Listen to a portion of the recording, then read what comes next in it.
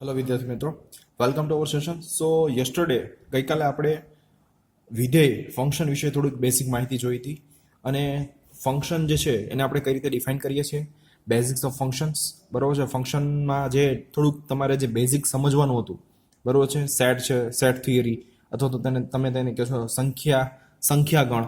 તો આ બધી વસ્તુ જે છે એ આપણા પ્રીવિયસ લેક્ચરની અંદર કવર કરી દીધેલી છે. સો ઇન ધીસ લેક્ચર આપણે વિધેયની જે વ્યાખ્યા જોઈ હતી એના ઉપર એક ઉદાહરણ લઈને, બહુ સિમ્પલ ઉદાહરણ લઈને અને ફંક્શન કઈ રીતે ડિફાઇન કરીએ છીએ આપણે, બરાબર છે, તો એ આપણે થોડાક ઉદાહરણ લઈને પછી આપણે ફંક્શનના જે જુદા જુદા પ્રકાર છે, ટાઈપ્સ ઓફ ધ ફંક્શન્સ, ફંક્શનના અથવા તો વિધેયના જુદા જુદા પ્રકારો છે, એ વસ્તુ આપણે આજે જોવાની છે. ક્લિયર? તો આજના સેશનમાં આપણે સ્ટાર્ટ કરીએ છીએ. વિધેયની વ્યાખ્યા તો આપણે જોઈ છે, તો પણ આપણે એક વિધેયની વ્યાખ્યામાં એવું જોઈએ છીએ. સમજી લઈએ શું જોયું તો આપણે. ફંક્શન, જેને આપણે કહીએ છીએ વિધેય. ઓકે, સો હવે આપણે એ વસ્તુ ખ્યાલ છે આપણને કે કોઈ પણ એક ફંક્શન એફ છે, બરાબર છે, એનો ડોમેઇન એ હોય અને એનો કો ડોમેઇન બી હોય, તો એના દરેક ઘટકો એ બીના અનન્ય ઘટક સાથે, બરાબર છે, એક અમુક અથવા તો, બરાબર છે, કોઈ પણ ઘટક સાથે સંકળાયેલા હોય તો એવા ફંક્શન એફને, બરાબર છે, તો એ સંગતતાને, એ રિલેશન્સને આપણે કહીએ છીએ ફંક્શન અથવા તો એ થી બીનું વિધેય. ક્લિયર? અને આપણે એવું જોયું હતું કે ભાઈ અહીંયા ફંક્શન એ છે એને આપણે વેન ડાયાગ્રામમાં દર્શાવીએ, બરાબર છે. આ છે તમારો વેન ડાયાગ્રામ, 1 2 3 પી ક્યુ આર. તો એના દરેક ઘટકો, બરોબર છે, એના દરેક ઘટકો એ બી ના ઘટકો સાથે, જો એના દરેક, શબ્દ યુઝ કરું છું, દરેક, બી ના કોઈ પણ ઘટકો સાથે, કોઈ પણ, બરોબર છે, દરેક પણ આવી શકે અને કોઈ પણ આવી શકે, બરોબર છે. કંઈક એક યુનિક રિલેશન્સ હોય. શું હોય? યુનિક સંબંધ હોય. કંઈક યુનિક એટલે કંઈક એવો સંબંધ હોય. હવે એ સંબંધ શું છે? તો આપણે એક ગુઢ ઉદાહરણ, મેં તમને લાસ્ટ ટાઈમ કીધું હતું કે જ્યારે આપણે નેક્સ્ટ ટાઈમ મળશું ત્યારે તમને એક એવું ગુઢ ઉદાહરણ આપીશ જેથી કરીને તમારે ફંક્શન શું છે ને, વિધેય, તો એ તમને ખ્યાલ આવી જશે ઇઝી રીતે. ક્લિયર? તો આપણે એ વસ્તુ સમજીએ. ચાલો, માની લો કે મારી પાસે એક ડોમેઇન છે એ, એની અંદર બધાય આપણે છોકરા રાખી દઈએ, બરોબર છે. કોઈ પણ એક છોકરાનું નામ છે પી નામ છે, બીજા એક છોકરાનું નામ છે ક્યુ, ત્રીજા એનું નામ છે આર, એસ અને ટી. તો આ બધા છે એ બધા બોયઝ છે અથવા તો ચાઇલ્ડ છે. અહીંયા છે એ બીજું એક ગ્રુપ લઈએ, એ મધરનું ગ્રુપ લઈએ, જેને આપણે ગ્રુપનું નામ આપી દઈએ બી. મધર 1, મધર 2, મધર 3, 4, 5 અને 6. બરોબર છે. આ મમ્મીઓનું ગ્રુપ છે અને આ ચાઇલ્ડનું અથવા તો છોકરાઓનું ગ્રુપ છે, ચાઇલ્ડ. જો સમજો, વિધેય સમજવા માટે મેં તમને શું કીધું હતું કે એના દરેક ઘટકો, બરોબર છે, એના દરેક ઘટકો બીના કોઈ એક ઘટક સાથે સંબંધ ધરાવતા હોય, બરાબર, અથવા તો યુનિક રિલેશન હોય, એવા રિલેશનને આપણે એ થી બીનું વિધેય અથવા તો ફંક્શન કહીએ છીએ. ક્લિયર? અને એને આપણે નોટેશન આપીએ છીએ વિધેય એ થી બી, બરોબર છે, વિધેય એફ એ થી બી અથવા તો function F from A to B. Clear? હવે તમે જુઓ, હું તમને શું કહીશ, આ છોકરાઓનું લિસ્ટ છે અને આ મમ્મીઓનું લિસ્ટ છે. છોકરા અને મમ્મી વચ્ચેનો રિલેશન છે મમ્મી, માતા અને પુત્ર, એવું કંઈક રિલેશન છે. કેવો રિલેશન છે? રિલેશન શું છે? રિલેશન માટે આર, માતા પુત્ર, તો પુત્રી, વોટ, બરોબર છે, એવો રિલેશન છે. આ એક રિલેશનનું નામ આપ્યું, બરોબર. હવે હું, તમે જુઓ,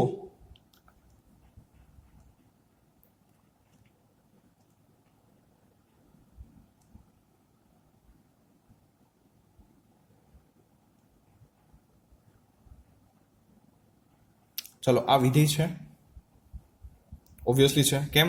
તો કે તમે જુઓ, પી છે એ 1 નંબરના મમ્મી જે છે, બરોબર છે, 1 નંબરના મમ્મી છે, એનો દીકરો છે.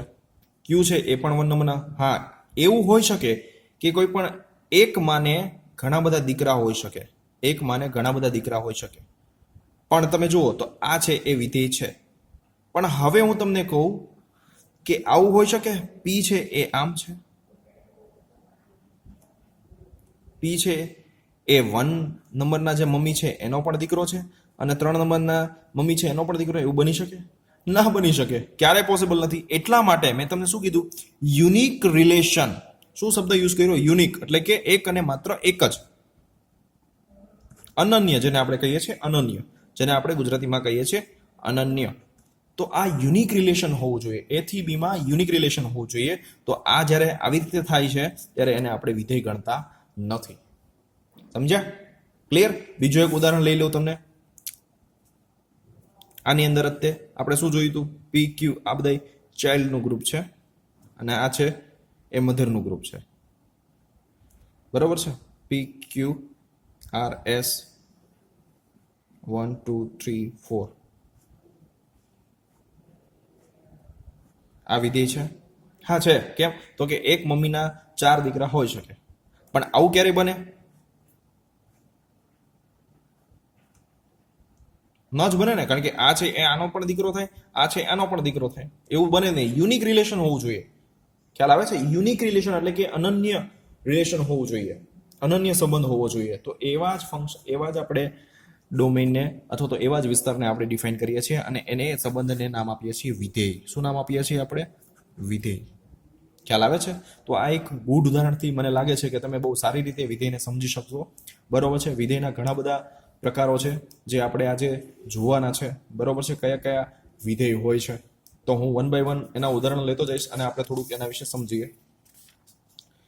તો વિધેયમાં તમે જુઓ, એક પહેલું જે છે એના ઉદાહરણ પણ સાથે આપીશ, બેઝિક વિધેય. બરોબર છે? અથવા તો એને એલ્જેબ્રિક ફંક્શન પણ કહીએ છીએ. Algebraic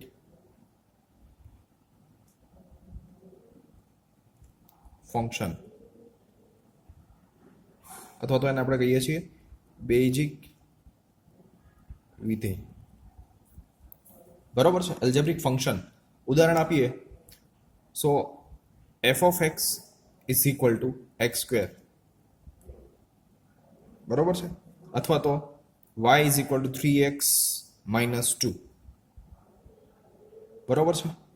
y is equal to 2x plus 1 upon x. આ બધા જ ઉદાહરણ છે તમારી બુકની અંદર બહુ વ્યવસ્થિત એક ટેબલ બનાવીને આપેલા છે. ક્લિયર? તો આ છે તમારું એલ્જેબ્રિક ફંક્શન છે. બરોબર છે? વિધેયમાં આપણે થોડું ડિટેલમાં જોવાનું છે, એ હમણાં હું તમને સમજાવીશ. થોડુંક હજી મારે તમને થોડુંક સ્પષ્ટ કરવાનું છે કે વિધેયને આપણે શું સમજીએ છીએ. બરોબર છે? જેથી કરીને તમને સમજવામાં બહુ સરળતા રહેશે. બીજું એક ઉદાહરણ છે લઘુગુણકીય ફંક્શન વિધેય અથવા તો લોગેરિધમિક ફંક્શન. લોગેરિધમિક ફંક્શન અથવા તો આપણે એને કહીએ છીએ લઘુગુણકીય વિધેય. એટલે કેવું વિધેય કે એમાં છે એ લઘુગુણકના ફોર્મ આવતા હોય. તો દાખલા તરીકે y is equal to log x છે. બરાબર છે? y is equal to 3 log x છે. Whatever. તો આ એવા ફંક્શન કહેવાય કે જેમાં લઘુગુણકનો ઉપયોગ થતો હોય અથવા તો લોગેરિધમ અવેલેબલ હોય. તો એવા પ્રકારને લોગેરિધમિક વિધેય કહેવાય. બરોબર છે? આ પણ એક ફંક્શન છે. y બરાબર આપણે એને f of x વડે પણ લખી શકીએ. બરોબર છે? ચાલો હવે આ સમજીએ ને આના પ્રકાર, એ પહેલા થોડુંક સમજી લઈએ, કારણ કે એમાં પાછું તમને થોડું કન્ફ્લિક્ટ ઊભું થશે.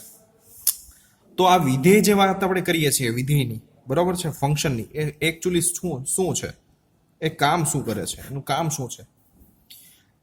તો આપણે એક ઉદાહરણથી સમજીએ. બરોબર છે? એ કેવું, હમણાં આપણે મમ્મી અને ચાઇલ્ડ વચ્ચેનું જે રિલેશન્સ આપીને મેં તમને સમજાવ્યું કે શું કરવાનું છે, વિધેયને આપણે કઈ રીતે સમજવું, એ જ થી થોડુંક આપણે આગળ સમજીએ. માની લો કે મારી પાસે કહેવાય ને કે એક મશીન છે. આ મશીન છે. હવે મશીનનું કામ એવું છે કે આની અંદર આપણે કંઈક બનાવવું છે. બરોબર છે? તો આપણે એની અંદર કંઈક વસ્તુ નાખીએ છીએ. માની લો કે આ એક રોટલી બનાવવાનું એક મશીન છે. બરોબર? રોટલી બનાવવાનું મશીન છે. તો આપણે અંદર કંઈક શું ઇન્ગ્રેડિયન્ટ નાખીએ છીએ, તો કે ઘઉંનો લોટ નાખીએ છીએ, પાણી નાખીએ છીએ, તેલ નાખીએ છીએ. આ બધી વસ્તુ આપણે આની અંદર એન્ટર કરીએ છીએ. માની લો કે એ બધી વસ્તુનું નામ આપણે આપી દઈએ એક્સ. હવે તમે જુઓ, મશીન જે છે એ કંઈક ને કંઈક એવી પ્રોસેસ કરશે. બરોબર છે? તો એ જે પ્રોસેસ છે, આ મશીન છે એફ છે. બરોબર છે? તો આ એફ નામના મશીનમાં પ્રોસેસ થશે અને તમારું બનશે, એ તમારું એફ ઓફ એક્સ બનશે. અને એ તમને શું આપશે? આઉટપુટ આપશે. ખ્યાલ આવ્યો? અને એ તમને શું આવશે? આઉટપુટ આપશે. ખ્યાલ આવ્યો?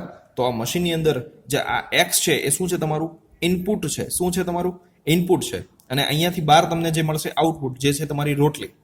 અહીંયા આપણે ઇનપુટમાં ઇન્ગ્રેડિયન્ટ્સ નાખીએ છીએ, ઘઉંનો લોટ છે, પાણી છે, તેલ છે, આ બધી વસ્તુ આપણે આ મશીન એફ ની અંદર આપણે ઇન્સર્ટ કરીએ છીએ, દાખલ કરીએ છીએ, અને એમાં કંઈક પ્રોસેસ થઈને જે આપણું ફંક્શન તૈયાર થાય છે એ તમારું એફ ઓફ એક્સ છે. અને બહાર તમને આઉટપુટમાં તમને રોટલી આપે છે, જેનું નામ આપણે આપીએ છીએ વાય. તો હું આમ લખી શકું Y is equal to F of X. Clear? અને અહીંયા જે તમારું છે ઇનપુટ એક્સ, તો આ એક્સ છે એ તમારું ઇનપુટ છે અને વાય છે તમારું આઉટપુટ છે. તો વાયને તમે બે રીતે દર્શાવી શકો, વાય બરાબર એફ ઓફ એક્સ. તમે એફ ઓફ એક્સ છે એ પણ તમારું આઉટપુટ છે અને વાય પણ છે એ તમારું આઉટપુટ છે. ખ્યાલ આવ્યો? તો અહીંયા એવું પણ બની શકે કે એફ ઓફ એક્સ ડિફાઇન કરેલું હોય તો કે એફ ઓફ એક્સ બરાબર શું ડિફાઇન કરેલું હોય? તો એફ ઓફ એક્સ બરાબર એક્સ સ્ક્વેર. તો અહીંયા જેટલા પણ ઇનપુટ થાય છે અહીંયા પ્રોસેસ થશે અને તમને આઉટપુટ અહીંયા આપશે અને એ આઉટપુટ તમને બહાર મળશે. ખ્યાલ આવ્યો? તો આ રીતે આપણે વિધેય છે, ફંક્શન છે, એને આપણે ડિફાઇન કરીએ છીએ.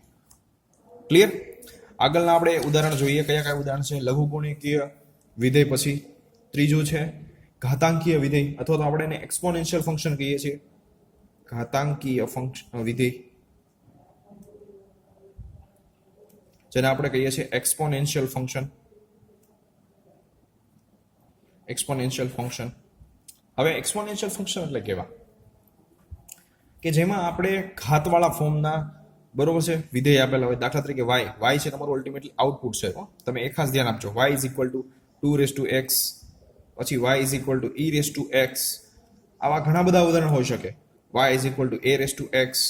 ટૂંકમાં આવા જે ઘાતવાળા ફોર્મ જે છે, બરોબર છે, તો એવા બધા ફોર્મને તમે જે કહો છો એ ઘાતાંકીય વિધેય અથવા તો એક્સપોનેન્શિયલ ફંક્શન એવું કહો છો. ક્લિયર? ચોથો જે પ્રકાર આવે છે એ આવે છે ત્રિકોણમિતીય વિધેય, અથવા તો એને તમે નામ આપો છો ટ્રિગોનોમેટ્રિક ફંક્શન. બરોબર છે? ત્રિકોણમિતીય વિધેય, જેને નામ આપો છો તમે ટ્રિગોનોમેટ્રિક ફંક્શન. બરોબર છે? તો એમાં શું હોય છે? તો એમાં તમે ખબર છે વાય બરાબર સાઇન એક્સ, વાય બરાબર સાઇન સ્ક્વેર એક્સ, આવા બધા ફંક્શન હોય. તો જેમાં ટ્રિગોનોમેટ્રિક ફંક્શન હોય, વાય બરાબર tan એક્સ, તો tan શું છે? તો કે ત્રિકોણમિતીય વિધેય છે. બરોબર છે? sec x છે, cos x છે, cot x છે. તો આવા બધા જ્યારે તમને ઇક્વેશન આપેલા હોય, સૂત્રો આપેલા હોય, બરોબર છે, તો એવા વિધેયને અથવા તો એવા ફંક્શનને તમે કહો છો ટ્રિગોનોમેટ્રિક ફંક્શન. ક્લિયર? ફિફ્થ જે છે એ ત્રિકોણમિતીય પ્રતિવિધેય. ત્રિકોણમિતીય પ્રતિવિધેય, અને જેને કહો છો ઇન્વર્સ ટ્રિગોનોમેટ્રિક ફંક્શન. બરોબર છે? ત્રિકોણમિતીય પ્રતિવિધેય અથવા તો inverse trigonometric function. Inverse trigonometric function.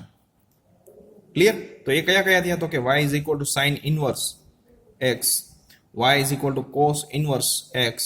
તો આવા બધા જે છે એ તમારા ઇન્વર્સ ફંક્શન જે છે અથવા તો પ્રતિવિધેયો છે, જેને આપણે કહીએ છીએ ત્રિકોણમિતીય પ્રતિવિધેયો. ક્લિયર? પછી આવે જે છે એ અચળ ફંક્શન, અચળ વિધેય, જેને આપણે ઇંગ્લિશમાં કહીએ છીએ કોન્સ્ટન્ટ ફંક્શન. 6 કોન્સ્ટન્ટ ફંક્શન, અથવા તો એને આપણે કહીએ છીએ અચળ વિધેય. બરોબર છે? તો અચળ વિધેયની અંદર શું હોય છે? તો કે output y is equal two તમને કંઈક 3 છે. શું છે? તો કે અચળ સંખ્યા છે. બરોબર છે? y is equal two -9. તો -9 છે શું છે? એ અચળ સંખ્યા છે. તો આવા અચળ સંખ્યા તમને આપેલી હોય, અચળ તમને કોન્સ્ટન્ટ આપેલો હોય, બરોબર છે, તો એવા ફંક્શનને તમે એને અચળ વિધેય અથવા તો કોન્સ્ટન્ટ ફંક્શન એવું કહો છો. ખ્યાલ આવે છે? 7 તટસ્થ વિધેય, અથવા તો આપણે એને કહીએ છીએ આઈડેન્ટિટી ફંક્શન. આઈડેન્ટિટી ફંક્શન, અથવા તો એને કહો છો તટસ્થ વિધેય. ખ્યાલ આવે છે? એ કેવા ફંક્શન હોય? તો કે y બરાબર x. આ એક જ એવું ઉદાહરણ છે. તો આ છે તમારું તટસ્થ ફંક્શન અથવા તો identity function. The last one is માનાંક વિધેય. કેવું વિધેય? માનાંક વિધેય, અથવા ઇંગ્લિશમાં એને કહો છો મોડ્યુલસ ફંક્શન.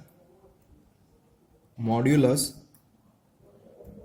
ફંક્શન, અથવા તો તમે એને કહો છો માનાંક વિધેય.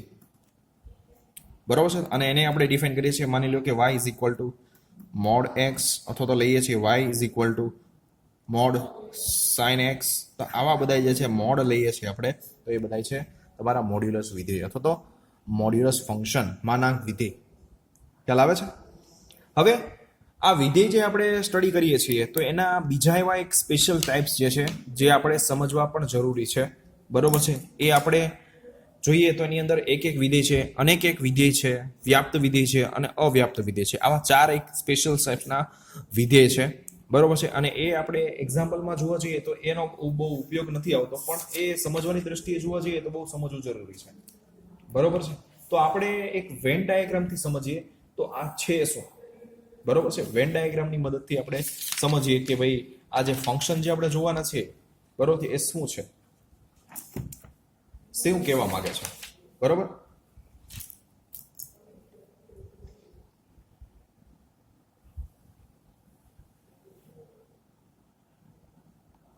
તો પહેલો આપણે પ્રકાર જોઈએ આપણે એક વિધેય, અથવા તો આપણે એને કહીએ છીએ વન ફંક્શન. ફર્સ્ટ જોઈએ છે એક વિધેય, અને આપણે ઇંગ્લિશમાં એને કહીએ છીએ વન ફંક્શન. ફંક્શન. હવે જેટલા પણ ઉદાહરણ જે સમજવાના છે, જે આપણે વિધેયો સમજવાના છે, એ આપણે વેન ડાયાગ્રામની મદદથી સમજશું. તો માની લો કે મારી પાસે બે ડોમેન છે, a થી b. બરોબર છે? એક ફંક્શન ડિફાઇન કરેલું છે તમને, ફંક્શન f ફ્રોમ a થી b. બરોબર છે? હવે એના બધા ઘટકો મેં અહીંયા આપેલા છે. માની લો કે આપેલા છે a1, a2, a3, અને એવી જ રીતે b ના બધા ઘટકો આપેલા છે b1, b2 અને b3. ઓકે, એક વિધેય શું છે એ સમજીએ કે એના બધા જ સેટ, એના બધા જ એલિમેન્ટ a1, a2, a3 જે છે એ b ના બધા જ એલિમેન્ટ સાથે સંકળાયેલા હોય. બરોબર છે? b ના દરેક એલિમેન્ટ સાથે સંકળાયેલા હોય. ક્લિયર? જુઓ, અને એક જ એલિમેન્ટ સાથે સંકળાયેલા હોય. જો a1 છે એ આની સાથે સંકળાયેલ છે, a2 છે એ આની સાથે સંકળાયેલ છે, અને a3 છે b3 સાથે સંકળાયેલ છે. તો એવા વિધેયને આપણે એક વિધેય અથવા તો વન ફંક્શન કહીએ છીએ. શું કહીએ છીએ? વન ફંક્શન કહીએ છીએ. આનું એક બીજું ઉદાહરણ પણ તમને હું આપી શકું છું. કઈ રીતે? માની લો કે આવી રીતે હોય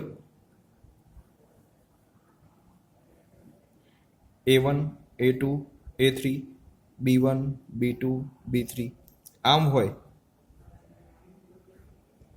તો આ એક ફંક્શન છે. હા છે, કારણ કે એના બધા જ ઘટકો, જુઓ, એના બધા જ ઘટકો જે છે એ બી ના દરેક ઘટકો સાથે, બી ના કોઈ પણ એક ઘટક સાથે સંકળાયેલા છે. બરોબર છે? એના બધા ઘટકો આવવા જોઈએ. પહેલા તો વિધેયની વ્યાખ્યા શું છે? તો કે એના બધા ઘટકો સંકળાયેલા હોવા જોઈએ. એ તો છે જ. બરોબર છે? બીજી વસ્તુ કે એના જે ઘટકો જે છે એ એક બી ના ઘટકમાંથી કોઈ પણ એક સાથે જ રિલેશનમાં હોવા જોઈએ, એક સાથે જ સંબંધમાં હોવા જોઈએ. તો છે, હા, a1 છે એ b2 સાથે છે, a2 છે એ b1 સાથે છે, અને a3 છે b3 સાથે છે. તો આ પણ એક વિધેય છે અથવા તો વન ફંક્શન છે. ખ્યાલ આવ્યો? બીજું એક છે અનેક એક વિધેય, મેની વન.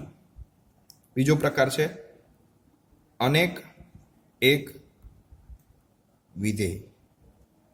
ઓબ્વિયસલી તમારા માઇન્ડમાં જે કન્ફ્યુઝન છે એ દૂર થઈ જશે, જેને આપણે કહીએ છીએ ઇંગ્લિશમાં many one function.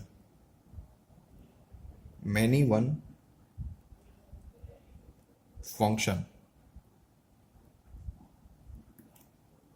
Clear? Many one function. તો આપણે ડિફાઇન કરીએ છીએ અહીંયા a1, a2, a3, b1, b2, b3. હવે તમે જોજો અહીંયા a1 જે છે એ b1 સાથે લિંક છે.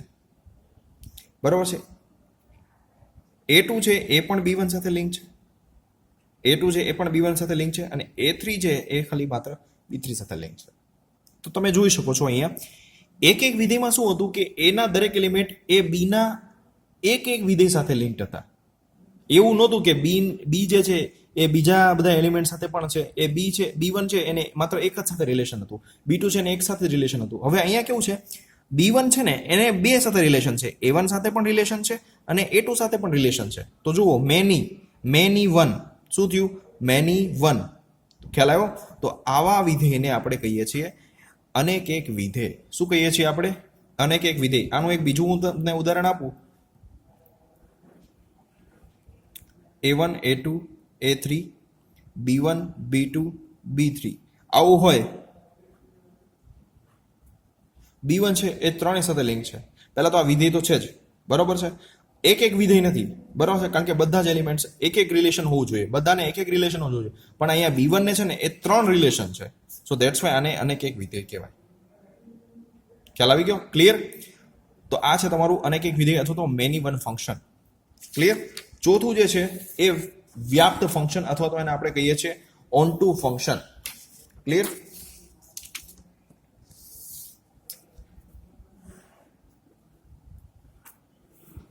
ચોથું જે છે, ત્રીજું જે છે on two function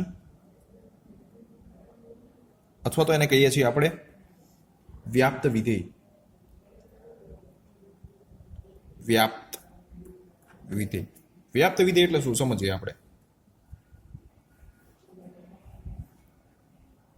A1 A2 A3 B1 B2 B3.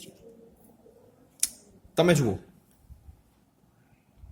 હવે આની અંદર ઊંધું છે. બીના દરેક ઘટકો જે છે એ એના દરેક ઘટકો સાથે લિંક્ડ હોવા જોઈએ. દરેક ઘટકો, કોઈ પણ એક ઘટક બાકી ન રહેવો જોઈએ. માની લો કે આપણે જે પહેલું ઉદાહરણ લીધું હતું, બરોબર છે, એમાં તમે જુઓ તો એના દરેક ઘટકો છે પણ બીના ઘટકો એ બાકી ન રહેવા જોઈએ રિલેશનમાં. તો છે એ કોઈ બાકી નથી. તો આવા વિધેયને વ્યાપ્ત વિધેય કહેવામાં આવે છે. શું કહેવામાં આવે છે? વ્યાપ્ત વિધેય. માની લો કે આવી રીતે હોય. ચાલો, આ વ્યાપ્ત વિધેય છે. હા છે, કારણ કે બીના સેટ બીના બધા જ ઘટકો છે એ લિંક્ડ છે. હવે મને તમે કહો જોઈએ, હું તમને એક ઉદાહરણ લઈને આપું છું. A1 A2 A3 B1 B2 B3. હવે આની અંદર આવું હોય તો આ વ્યાપ્ત છે? નથી. કેમ? તો કે આ બીના બધા જ ઘટકો એ એના ઘટકો સાથે લિંક હોવા જોઈએ. તો શું છે? અહીંયા B3 તો લિંક્ડ છે નહીં. ખ્યાલ આવ્યો? તો આ વ્યાપ્ત નથી. તો આને કહેવાય અવ્યાપ્ત વિધેય. શું કહેવાય? અવ્યાપ્ત વિધેય. અથવા તો આપણે એને કહીએ છીએ ઇનટુ ફંક્શન. શું કહીએ છીએ આપણે એને? Into function. શું કહીએ છીએ? ઇનટુ ફંક્શન છે. તો આ જે છે એ એક એક અને એક ઓન ટુ અને ઇનટુ ફંક્શન્સની બધા જો જુદા જુદા પ્રકારો છે. તો એના વિશે તમારે સમજવું બહુ જરૂરી છે. ક્લિયર? તો અપ ટુ ધીસ આપણે અહીંયા સુધી રાખીએ છીએ. નેક્સ્ટ ટાઈમ જ્યારે આપણે મળશું ત્યારે એક નવી થિયરી સાથે અને જુદા જુદા એક્ઝામ્પલ સાથે મળશું. બરોબર છે? Steel now up to this કોઈને ડાઉટ હોય, જ્યાં પણ વિડીયો પોસ્ટ કરેલો છે ત્યાં તમે કોમેન્ટ કરો. સેમ ક્વેરી, સેમ પ્રોબ્લેમ જો બીજા વિદ્યાર્થીઓનો હોય તો ત્યાં ને ત્યાં એ સોલ્વ થઈ જાય. તો મળીએ આપણે નેક્સ્ટ વિડીયો લેક્ચરની અંદર. ત્યાં સુધી તમારે આ જેટલું કરાયું છે, બરોબર છે, એ વસ્તુ કમ્પ્લીટ કરવાની રહેશે.